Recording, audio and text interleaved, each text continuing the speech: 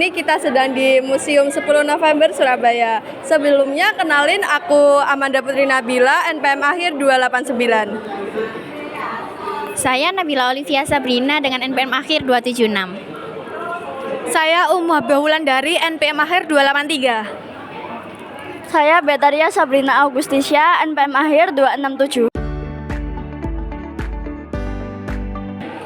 Di sini terdapat biografi H.R. Muhammad Mangondiprojo, di mana beliau ini lahir di Sragen pada tanggal 5 Januari 1905 dan wafatnya pada tanggal 13 Desember 1988. Nah, di sini juga terdapat peran beliau dalam Revolusi Surabaya tahun 1945. Yang pertama yaitu beliau sebagai bendahara Badan Keamanan Rakyat atau disebut BKR di Jawa Timur. Yang kedua, beliau juga sebagai pimpinan Tentara Indonesia atau biasa disebut TKR. Yang ketiga, beliau sebagai anggota kontak biro. Yang keempat, beliau ini juga bernegosiasi dengan pimpinan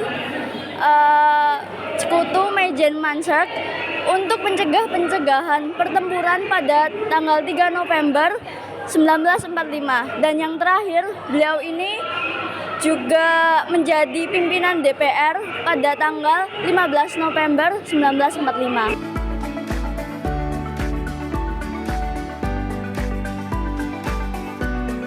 Nah, di bagian sini kita bisa melihat bagaimana situasi proklamasi tepatnya di Surabaya sendiri.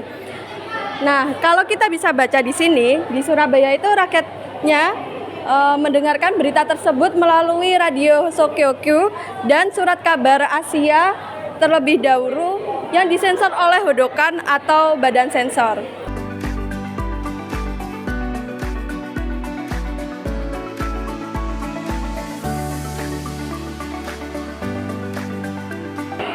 Di sini terdapat beberapa peristiwa yang terjadi pada tahun 1945 di Surabaya.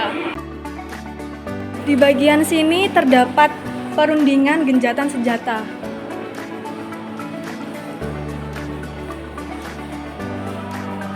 Selanjutnya di sini ada penolakan arek-arek Surabaya terhadap ultimatum Sekutu.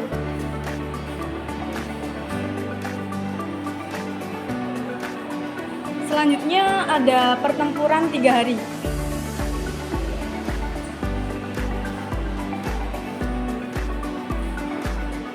Yang terakhir ada ekspedisi Pulau Nyamukan.